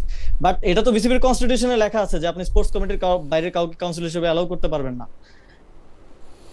আহ, এখন আপনার কথাটা যদি আমি মানে আমি আপনার সব কথাই মানি, তো এইটাও যদি মানি তাহলে কি এইটা যে বিসিবির মানে যেটা গঠনতন্ত্র সেটা কি এমনভাবে করা কিনা যে যখন যারা ক্ষমতায় থাকবে, অর্থাৎ আপনি ক্ষমতায় থাকলে আপনার পছন্দের লোককে বিসিবি প্রেসিডেন্ট করতে পারবেন, আপনার পছন্দের লোকজনরে আপনার বিসিবির ডিরেক্টর করতে পারবেন, আপনার আমি যদি আপনাকে একটু মনে করা দিই যে জুলাই আন্দোলনে যেটা প্রচলিত সিস্টেমের বিরুদ্ধে নতুন বন্দোবস্ত করার কথা, সেই রাষ্ট্র মেরামত করা, রাষ্ট্র সংস্কার করা, সেই ক্ষেত্রে আপনি বিসিবির ক্ষেত্রে তো আপনি এটা করেন নাই, মানে অ্যাবসলিউটলি জনাব আসিফ মাহমুদ সজীব ভাই, আপনি হয়তো মানে আমি জানি না, মানে আপনার ইচ্ছাতে মানে যারা যারা বিসিবির পরিচালক হয়েছেন, প্রেসিডেন্ট হয়েছেন, সেটা স্রেফ আপনার ইচ্ছায় হয়েছে, মানে আর্গুমেন্ট হচ্ছে এরকম। খালেদ ভাই, আমার ইচ্ছে হলো আমার বাপ মামা চাচা কেউ হইতো না, তা তো আপনি পারবেন না, মনে করেন যে আপনি তো কারো একটা সামনে আনতে হবে। ইভেন ইভেন না হইছে না, বাপ ছেলেরা হইছে না, বাপের দোয়া কমিটি হইছে না। আপনি দেখেন, আমি যখন ফারুক আহমেদ যখন আসেন, আমি ইভেন আপনি তামিম ইকবালকে যদি কখনো জিজ্ঞেস করার সুযোগ হয়, তাকে জিজ্ঞেস করবেন, যে তাকে ফোন দিয়ে আমি জিজ্ঞেস করেছিলাম কিনা যে ভাই, who will be the best choice for BCB now, and he said Faruk Ahmed's name, and আরো 10টা লোক যারা স্টেক হোল্ডার, তাদের সাথে আলোচনার ভিত্তিতে আমি সিদ্ধান্তগুলো নিয়েছি। এটা কোনো অটোক্রেটিক ওয়েতে আমি ডিসিশনটা নেই নাই, স্টেক হোল্ডারদের সাথে প্রপার কাউন্সেলিং এবং আলোচনার মাধ্যমে ডিসিশনটা আমি নিয়েছি সে সময়। আর দেখেন, বিসিবিতে আমাদের সময় যে নির্বাচন হয়েছে, 25 জন ডিরেক্টর এসেছে, কারো সাথে নট এ সিঙ্গেল পার্সন আমার ব্যক্তিগত সম্পর্ক, পূর্ববর্তী সম্পর্ক, কিংবা আমি এখন যে পার্টিতে আছি জাতীয় নাগরিক পার্টি, কিংবা জামায়াতে ইসলামী, আমাদের জোটের যে পার্টি আছে বা অন্যান্য পার্টি, কারো কোথাও থেকে একটা লোক আছে, একটা লোকও নাই এখানে। প্রপার স্পোর্টস অ্যাফিলিয়েটেড যারা, বাংলাদেশের প্রথমবারের মতো বাংলাদেশের কোনো এক্স ক্যাপ্টেন এবং পলিটিক্সের বাইরের কেউ আইসা বিসিবিতে প্রেসিডেন্ট হইতে পারছেন। এর আগে যারা আসছেন সবাই আসছে হচ্ছে এই যে রাষ্ট্রপতির ছেলে আসছিলেন, পাপন সাহেব যিনি ছিলেন, এর আগে বিএনপি থেকে লবি সাহেব ছিলেন, তিনি বিএনপির এখন এমপি। তো সবসময় রাজনৈতিক ব্যক্তিরা ছিলেন। প্রথমবার আমি প্রেসিডেন্ট, এই যে সিস্টেমের বিরুদ্ধে প্রথমবার আমি একটা প্রেসিডেন্ট সেট করেছি যে একজন খেলোয়াড়, একজন ক্রিকেট সংশ্লিষ্ট ব্যক্তি বিসিবিতে প্রেসিডেন্ট। সেটা ঠিক করেছেন আপনি, মানে হিসাবে আপনার ঠিক করার কথা কিনা সেটা আমি বলতে চাইছিলাম। আপনি একজন মন্ত্রী, আপনি যদি এখন বিসিবির কে সভাপতি হবে সেটা ঠিক করে দেন। বিসিবির সিস্টেমটা তো হচ্ছে, গঠনতন্ত্রটা এরকম বলে যে ইন্ডিভিজুয়ালি পরিচালকরা নির্বাচিত হবেন, পরিচালকরা মিলে একজন সভাপতি বানাবেন, তাই প্রক্রিয়াটা অনুসরণ করা হয়। পরিচালকরাই নির্বাচিত, মানে সেটা হচ্ছে যে আপনাকে দেখেন আপনার কথা ফারুক আহমেদ, রাইট, ফারুক আহমেদকে ডিরেক্টর করা হলো, 10 জন পরিচালক কিন্তু ভোট দিয়েছেন, ভোট দিয়ে ফারুক আহমেদকে ডিরেক্টর থেকে প্রেসিডেন্ট করেছেন। বুলবুল আহমেদকেও, বুলবুল ভাইকেও যখন প্রথম আগে ডিরেক্টর করা হলো মিনিস্ট্রি থেকে মনোনয়ন দিয়ে, তারপরে কিন্তু তাকে ডিরেক্টর থেকে প্রেসিডেন্ট করেছে পরিচালকরা ভোট দিয়ে, এবং এটা ওই ডিউ প্রসেসের মধ্য দিয়েই হয়েছে। বাট আমার এগেইনস্ট টাইট ছিল, ফলে তাদের এস্টাবলিশমেন্ট আছে, একটা সিন্ডিকেট আছে বিসিবিতে প্রচলিত, তারা 36 বছর ধরে বিসিবি চালাচ্ছে, 36 বছরের সিন্ডিকেট, বাবে চালায় তো ছেলে চালায়। তো তাদের এই সিন্ডিকেট যখন ভেঙে গেল, স্বাভাবিকভাবেই তাদের স্পোর্টস ইনফ্লুয়েন্সার বলেন, স্পোর্টস কন্টেন্ট ক্রিয়েটর বলেন, সবাই তাদের সাথে, কারণ তাদের নিজস্ব স্বার্থ জড়িত আছে এখানে। তো ফলে তারা এটা এত আওয়াজ তুলছে যে আপনারও মনে হচ্ছে যে এটা এই যে একটা পারসেপশন যে আসিফ আচ্ছা, আমরা আরো কিছু প্রসঙ্গ রয়েছে, সেই প্রসঙ্গে যাবো। শুধু আপনি একটি তথ্য আপনার জানা আছে কিনা, বিসিবি নাকি ঢাকায় মানে ইলেকশনের ঠিক আগে আগে ঢাকা ইউনিভার্সিটি ক্রীড়ার উন্নয়নে 2 কোটি টাকা দিয়েছে ঢাকা ইউনিভার্সিটি মাঠটা সংস্কার করার জন্য, এই কথা কি ঠিক? এটা কি আপনার জানা আছে? না, এটা আমার জানা নেই। আমি যতদূর জানতাম যে ঢাকা ইউনিভার্সিটি ডাকসুর পক্ষ থেকে সম্ভবত বিসিবি কে অ্যাপ্রোচ করা হয়েছিল এই ধরনের, এবং অ্যাপ্রোচ করা হয়েছিল, এবং সেখানে আসলে ঠিক ইলেকশনের আগে আগে 2 কোটি টাকা দেওয়া আছে। আচ্ছা, যাই হোক, আপনি যেহেতু জানেন না সেটা নিয়ে আমরা কথা বলতে, মানে পরে নিশ্চয়ই আপনি যখন জানবেন তখন কথা বলবো। একটা খুবই ইন্টারেস্টিং বিষয় নিয়ে আপনি, যদিও এটা নিয়ে একটু আলোচনা হয়েছে, কিন্তু তারপর আপনি একটু বলতে চাই, আপনারা একই ক্যাবিনেটে ছিলেন, আপনি এবং ডক্টর খলিলুর রহমান, বা জনাব মাহফুজ আলম বা জনাব নাহিদ ইসলাম, তারা একই ক্যাবিনেটে ছিলেন। সেই সময় আমরা দেখতাম যে বিএনপি আসলে খলিলুর রহমান সাহেবের বিরুদ্ধে খুবই সোচ্চার। তারা আপনার পদত্যাগ যেমন চেয়েছেন, খলিলুর রহমান সাহেবের পদত্যাগও চেয়েছেন। আমরা দেখেছিলাম যে সেনাপ্রধান যিনি আছেন ওয়াকারুজ্জামান, তিনিও আসলে ঠিক প্রকাশ্যে তো তাকে কথা বলতে শোনা যায় না, কিন্তু কেন একজন মানে নিরাপত্তা উপদেষ্টা হঠাৎ করে কোত্থেকে আসলো, তার অনেক সিদ্ধান্তই তারা পছন্দ করেন নাই। সেটা পাল্টাপাল্টি বিভিন্ন ধরনের প্রেস রিলিজ বা প্রেস নোট বা আর্মি থেকে যে এটা দেয়, এটার নাম জানি কি, ওইটা আরে মানে তিন বাহিনীর যে আইএসপিআর তাদের বিভিন্ন রকম বাণী বা এটাতে অনেক সময় বোঝা গেছে। হঠাৎ করে কি হইল, মানে আপনি মানে কি হইল যে দেখা গেল যে এখন ওয়াকার সাহেবও সেনাপ্রধান আছেন, খলিল সাহেবও খুবই গুরুত্বপূর্ণ দায়িত্বে পররাষ্ট্র উপদেষ্টায় আছেন, এবং মানে আপনারা এটা আসলে কিভাবে দেখেন, মানে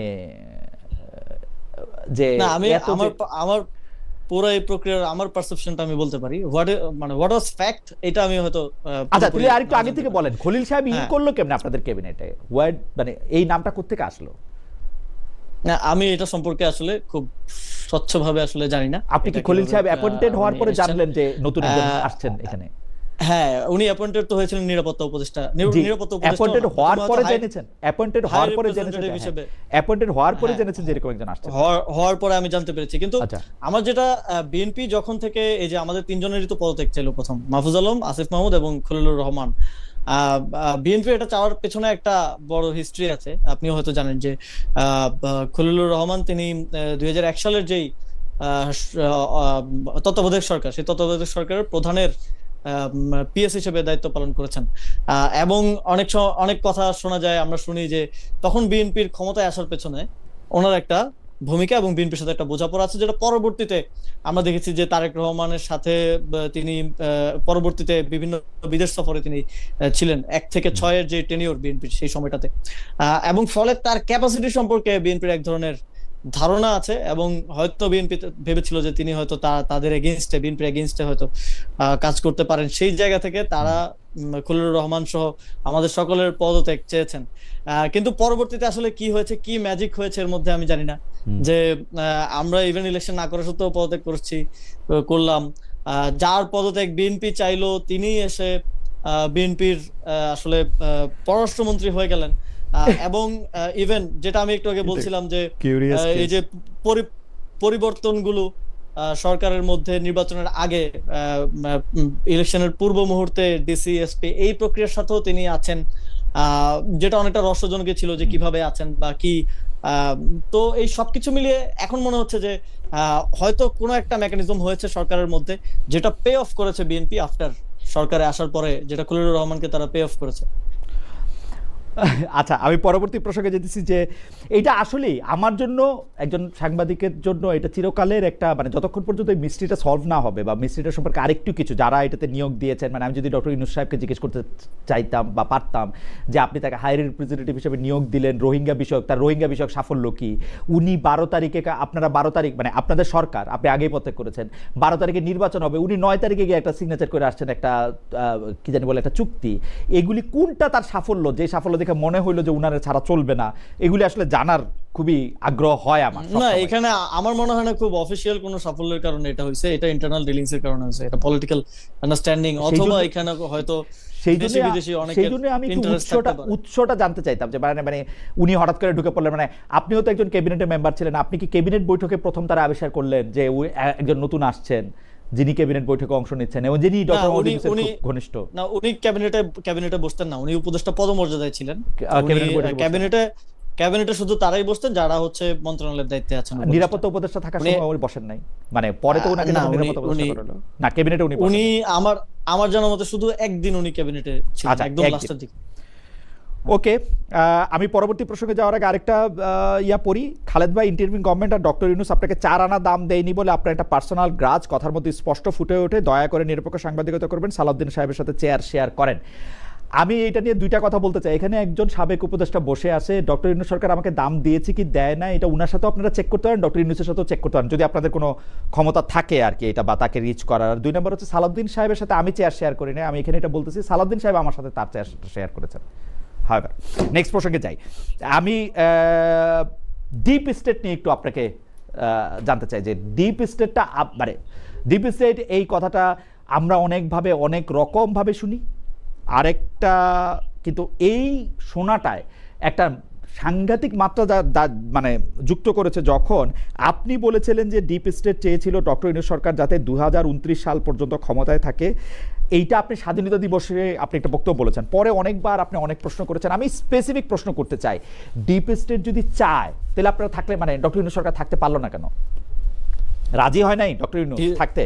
ডিপ স্টেট বা যাদেরকে আমি বুঝেছি তারা যে শর্তে চেয়েছিল সেই শর্তে সরকার রাজি হয় না, বা এই শর্তে সরকার রাজি হয় নাই। এবং এই যে এই থাকার অভিলাষটা আমার মনে হয় না এই সরকারের একটা বড় অংশের ছিল।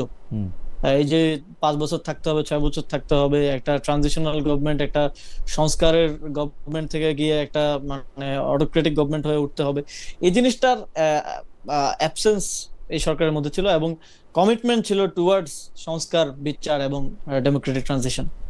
ডিপ স্টেট বলতে আমরা যেটা বুঝি, ডিপ স্টেট বলতে আমরা যেটা বুঝি সেটা হচ্ছে ধরেন সামরিক বেসামরিক আমলারা, মন্ত্রীরা, সাবেক বর্তমান যারা আসলে ক্ষমতার সামনে, দেশি বিদেশি, হ্যাঁ দেশি বিদেশি, ক্ষমতার সামনে নেই, ক্ষমতার পিছনে আছে, তো তারা শর্ত দিয়ে ডক্টর ইউনূসকে 2029 পর্যন্ত রেখে দিতে চেয়েছিল, এটাই আপনি বুঝাতে চেয়েছেন?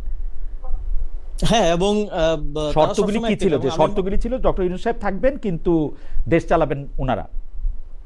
হ্যাঁ, যেটা 1/11 সরকারের সময় হয়েছে, কিংবা এখনো আমরা দেখছি যে বিভিন্ন কিছু তখন আমাদেরকে যে বিষয়গুলো করার জন্য বলা হয়েছিল সেই বিষয়গুলোই একটা সরকার যখন, বর্তমান সরকার যখন করছে, তখন আমি এটাও বলেছি যে এই যে 2/3 পাওয়া, এটার সাথেও ডিপ স্টেটের সম্পর্ক আছে, এটার সাথেও ইঞ্জিনিয়ারিং এর সম্পর্ক আছে। এবং ফলে আমি যখন দেখি যে এই বিষয়গুলা আমাকে বা আমাদেরকে বলা হয়েছিল যে এইগুলো হইলে আপনারা থাকতে পারবেন, এগুলো যখন এই সরকার এসে করে, তখন আমার কাছে এটা অনেকটা স্পষ্ট হয়ে যায় যে তাদের সাথে একটা বোঝাপড়ার মধ্য দিয়ে এই সরকারটা পরিচালিত হচ্ছে। দুই একটা বলবেন যে মানে যেটা দেখে আপনার কাছে মনে হচ্ছে যে এই যে ধরেন আমি যদি জাস্ট একটা এক্সাম্পল দিই, যে অ্যাসালামের পুনর্বাসন করা বাংলাদেশের আর্থিক খাতে, জাস্ট একটা এক্সাম্পল, এর বাইরে আরো অনেক কিছু আছে।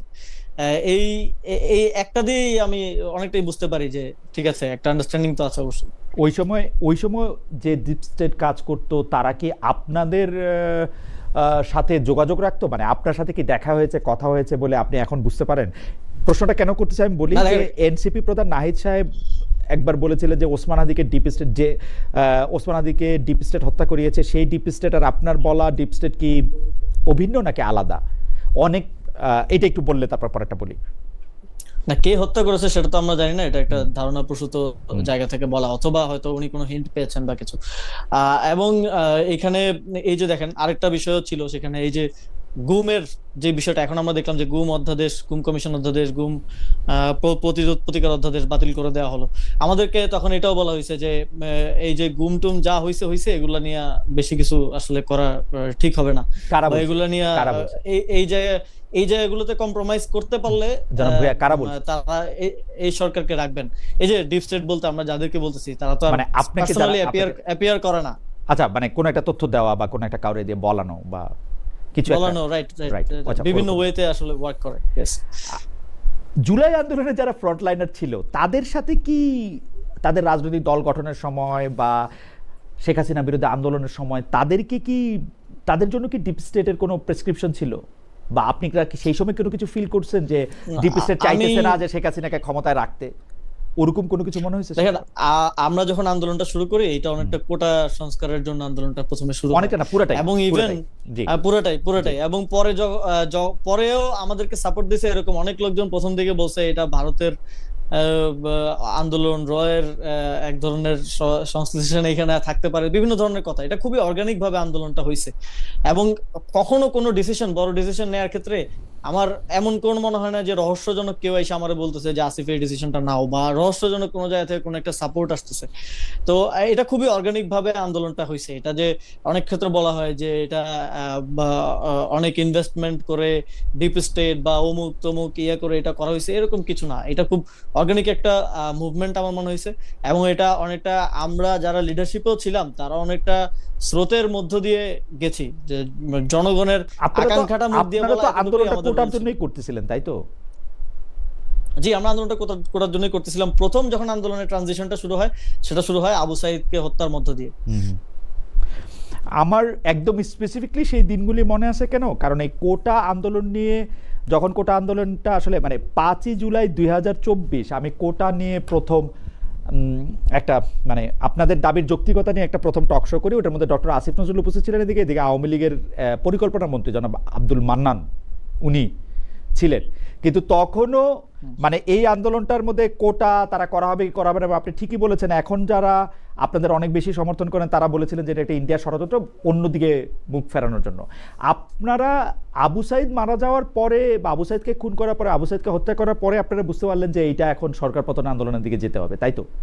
মানে আমি যদি আবু সাইদকে হত্যা করার পরে একটা জিনিস আমরা ক্লিয়ারলি বুঝতে পারলাম যে এটার কোটার মধ্যে সীমাবদ্ধ থাকার সুযোগ নাই। আমাদের অবশ্যই বিচারের দাবিতে আন্দোলনটা করতে হবে, এবং আপনারা পরে দেখেছেন যে সময়ের ধারাবাহিকতায় 9 দফা এসছে, আমরা সংশ্লিষ্ট মন্ত্রীদের পদত্যাগ চেয়েছি এবং বিচার চেয়েছি, এবং সেটা আরো আন্দোলনের ধারাবাহিকতায় যখন ম্যাসাকার শুরু হলো, যখন শত শত হাজার হাজার মানুষকে হত্যা করা শুরু হলো, তখন এটা এক দফায় রূপ নিল এবং এটা আলটিমেটলি সরকার পতনে দিয়ে গেল।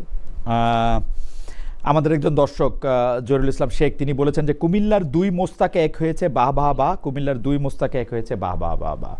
বোধহয় আপনাকে আর আমাকে মিন করেছে। হ্যাঁ, আমার বাড়িও তো কুমিল্লা, মোস্তাক, কুমিল্লার 2 মোস্তাক বলতে বোধহয় আমাকে আর আপনাকে বোঝানো হয়েছে। যাই হোক, আমি পরবর্তী প্রসঙ্গে আসি যে ডক্টর ইউনূস সরকারের সময় এনসিপি মবের প্রতিবাদ করেছে কিনা আমি খুব স্মরণ করতে পারি না, মানে কিন্তু সম্প্রতি মবের মাধ্যমে একজন পীরের অনুসারী বা পীরকে হত্যার ঘটনায় আপনারা মবের বিরুদ্ধে কথা বলেছেন, মব থামাতে স্বরাষ্ট্রমন্ত্রীকে আহ্বান জানিয়েছেন। সেই সংবাদ বিজ্ঞপ্তিতে আপনারা এই বিএনপি সরকারের সময় নানামুখী মবের সমালোচনা করেছেন, কিন্তু পীর হত্যার মামলা যেটা হয়েছে সেটা দেখা গেল যে কুষ্টিয়ার পীর হত্যায় জামায়াত খেলাফতের নেতৃত্বে হামলা চালায় 2 শতাধিক লোক, এমন খবর সামনে এসেছে। মব নিয়ে এই জামায়াত খেলাফত সহ জোট সঙ্গী অন্যান্য দলকে আপনি কিছু বলেছেন কিনা বা আপনাদের মধ্যে আলোচনা হয়েছে কিনা?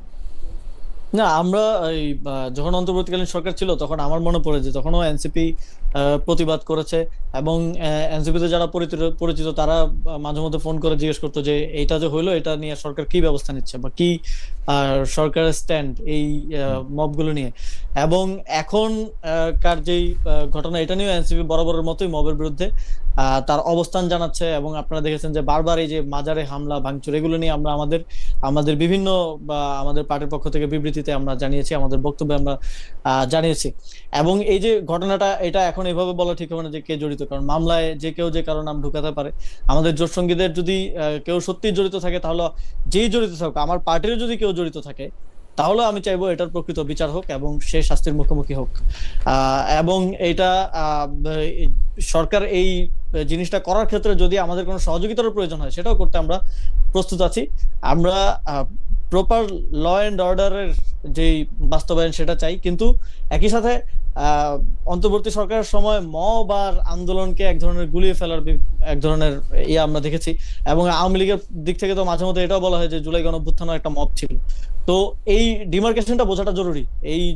এইখানে সংজ্ঞায়িত করার ক্ষেত্রে এক ধরনের পলিটিক্স করা হয় বলে আমাদের মনে হয়, যে কোনটা মব আর কোনটা আন্দোলন এটাকে গোলায় ফেলা হয়েছে অনেক সময় আমাদেরকে ব্লেম করার জন্য কিংবা ছাত্রদেরকে ব্লেম করার জন্য। এবং এই যে যেটা বললাম যে আওয়ামী লীগও মাঝে মধ্যে বলে যে জুলাই গণঅভ্যুত্থানের একটা বিগার মব ছিল।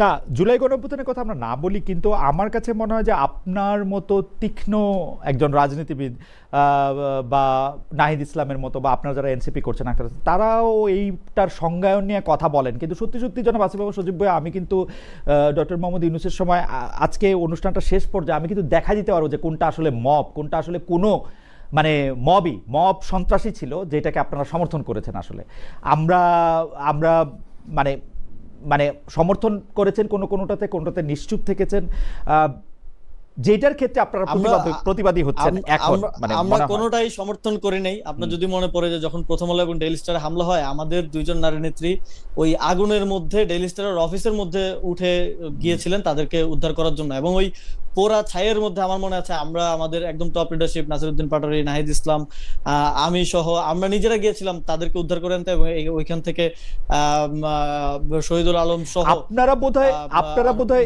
একটা জিনিস জনাব আসিফ সজীব ভাই, আপনি তো গিয়েছেন বটেই, কিন্তু আপনি খেয়াল করবেন যে আপনি প্রথমা থেকে আপনার একটি বই বেরিয়েছে, সেটা নিয়েও কিন্তু অনেক রকম সমালোচনা হয়েছে দলের ভিতরে।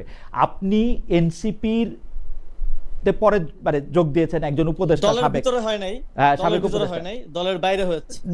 না, মানে আপনারা প্রথম আলো আশেপাশে কেউ ডিরেকশনে করছে গিয়েছেন, বলে আমার মনে হয় না। আপনাদের দলের অনেক নেতৃবৃন্দ কিন্তু ওই আন্দোলন, ওই আগুন, এগুলিকে সমর্থন জানিয়েছেন। আপনি ভালো করেই জানেন, কেউ কেউ ওই সোশ্যাল মিডিয়াতে এগুলি মুছে দিয়েছেন, কেউ কেউ রেখেছেন, এমনকি ছায়ানট, তারপরে হচ্ছে যে না, আমাদের ওগুলিকে আমাদের কোনো নেতৃবৃন্দ জানান নাই, এবং অবশ্যই যদি জানাতো সেটা আমাদের চোখে পড়লে আমরা অবশ্যই তাদের বিরুদ্ধে ব্যবস্থা নিতাম, কারণ এটা আমাদের পার্টির পজিশন। আমরা ক্লিয়ারলি ছায়ানট হামলা ক্লিয়ারলি চালানো বলেছি। উচিত, এটা আপনাদের নেতৃবৃন্দ বা আপনাদের হয়ে যারা ইলেকশন করছে আমাদের তারা কেউ বলেন নাই? আমাদের কেউ বলেন নাই। ছায়ানটে হামলার পরে সেখানে তো আমাদের আহ্বায়ক গিয়েছেন, এবং গিয়ে সেখানে তিনি কথা বলেছেন, কিন্তু তিনি ছায়ানটে পরিদর্শন হামলা করেছেন চালানো যে কি উচিত, হয়েছে। বা এবার ছায়ানট বাদ থাকে কেন, সেটা আপনাদের কোনো কেউ বলেন এটা না? আমাদের কেউ বলে নাই। এটা আপনি যেটা বলছেন সেটা হচ্ছে জাহাঙ্গীরনগরের জাকসুর হয়তো কোনো একজন নেতা বলেছেন, তিনি আমাদের না, তিনি অন্য একটি ছাত্র সংগঠন আমার যতদূর সংশ্লিষ্ট। মনে পড়ে আপনাদের হয়ে নির্বাচন করেছেন এমন একজনও বলেছেন। আপনি এটা চেক করে দেখবেন। মানে না, আমাদের কেউ বলেনি। আমি আর এতদিন আগের কথা আমি আর এটা বলতে চাই না। আপনাদের কেউ, মানে যারা শাপলাগুলি নিয়ে ইলেকশন করেছেন এরকম একজন করেছেন এটা। হাওয়েভার, আমার জানার মতো এমন কেউ করেন নাই। হ্যাঁ, আচ্ছা, আপনি এটা চেক করে দেখবেন। আমার শেষ প্রশ্ন, একটা বিলের ব্যাপারে বা একটা বিল পাশের ব্যাপারে এনসিপি এবং জামায়াতে ইসলামীর মধ্যে একটু মতান্তর হয়েছে। মানে জামায়াতে ইসলামীকে ৭১ সালে পরাজিত শক্তিদের সাথে একই লাইনে নামটা বলা হবে কি হবে না, সেটার ক্ষেত্রে এনসিপি কোনো আপত্তি করে নাই, কিন্তু জামায়াতে ইসলামী শুধু আপত্তিই করে নাই, তারা বক্তব্য রেখেছেন ওয়াকআউটেরও একটা মোটামুটি কারণ এইটা ছিল। আপনার কাছে কি মনে হয়, এনসিপি কি একটা লম্বা সময় জামায়াতে ইসলামের সাথে রাজনীতিটা চালিয়ে যেতে পারবে? মানে আপনারা বলছেন বটে যে এইটা কোনো আদর্শিক জোট না, এটা একটা নির্বাচনী জোট, কিন্তু যদি এই রাজনীতিটা পাশাপাশি থেকে চালিয়ে যেতে হয়, এটা কি আসলে এনসিপির জন্য ভালো, খারাপ, মন্দ, বা নাকি অনেকেই বলছেন যে ১-১.৫ বছরের মধ্যে এরকম হতে পারে যে এনসিপি বেরিয়ে আসতে পারে, খুব দ্রুতও বেরিয়ে আসতে পারে? আপনার কাছে কি মনে হয়, আপনি এনসিপির ভবিষ্যৎ কি দেখেন? আমরা আসলে এই জোটটা করেছি কিছু স্পেসিফিক ইস্যু এবং কিছু স্পেসিফিক বিষয়ের উপর ভিত্তি করে। যেমন সংস্কারের বিষয়ে আমাদের যে কালেকটিভ কমিটমেন্ট, ওই জায়গা থেকে এই জোটটা মানে হয়েছে, সংস্কার, বিচার, এই বিষয়গুলোর উপরে। এবং এইগুলো সমাধান করার জন্য, এবং এই বিষয়ে যে সরকার এখন পুরোপুরি ইউটার্ন নিল এক ধরনের, এবং সেটার জন্য আমাদের রাজনৈতিক লড়াইটাও আমরা মনে করছি যে এই বিষয়গুলোতে একমতের ভিত্তিতে যেহেতু জোটটা হয়েছে, আমরা একসাথে করব, এবং সেটা আমরা করে যাচ্ছি। এখন জোটের ভবিষ্যৎ কেউ বলতে পারে না যে কতদিন জোট থাকবে, কতদিন থাকবে না, কবে কি হবে, এটা কেউ এখন বলতে পারে না। বাট আমরা আমাদের এই যে রাজনৈতিক বিষয়গুলোর উপর ভিত্তি করে যে আমাদের যে জোটটা হয়েছে, সেই জোটটা এই বিষয়গুলো সমাধান করার জন্য আমরা এখন একসাথে রাজপথের কর্মসূচি, সভা, সেমিনার এগুলো করে যাচ্ছি। আচ্ছা, শেষ মন্তব্যটা পরে আপনাকে একটা ধন্যবাদ দেবো। আপনার যদি কোনো কিছু বলার থাকে আপনি দিলে বলবেন। জালাল আহমেদ, উনি বলছেন আপনি কিন্তু আসিফ সাহেবের সাথে খুব নমনীয়, কারণ কি? কারণ আমার আসিফ সাহেবকে খুব পছন্দ, সেজন্য। যাই হোক, জনাব আসিফ মাহমুদ সজীব ভাই, আপনি আপনার শেষ বক্তব্য যদি বলেন। আবার মাঝখানে একটু বলি, এইটুকু অংশ কেটেই আবার মানে এগুলি অনেকটা এগুলি আচ্ছা, হাওয়েভার কাটেন, অসুবিধা নাই। জনাব আসিফ মাহমুদ সজীব ভাইয়া, আপনি আজকে মানে যদি আপনার দর্শকদের উদ্দেশ্যে বা কারোর জন্য কোনো কিছু বলতে চান, আপনি কনক্লুডিং লাইন বলতে পারেন। আমার আর কোনো প্রশ্ন নাই। আপনি অনেকগুলি প্রশ্ন জবাব দিয়েছেন এবং অনেকগুলি ব্যাপারে আমাদের যে ধারণাগত ধারণা ছিল, সেক্ষেত্রে আপনার মন্তব্য আপনি জানিয়েছেন।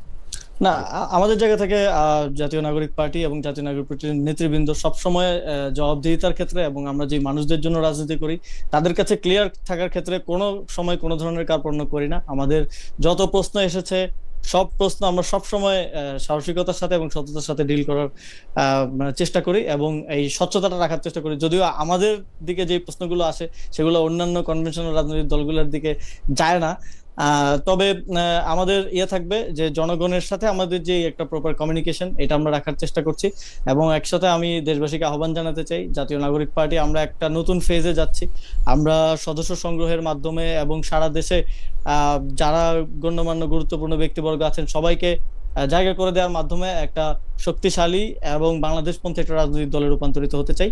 তো আমি বিশেষ করে ইউথদের এবং বাংলাদেশের সকল জনগণকে আহ্বান জানাতে চাই, আপনারা আমাদের সাথে আসুন, একসাথে আমরা একটা সুন্দর বাংলাদেশ গড়ি। আপনাকে অনেক ধন্যবাদ জনাব আসিফ মাহমুদ সজীব ভাইয়া। আপনার এবং আপনার দলের সাফল্য এবং আপনারা যেই বাংলাদেশ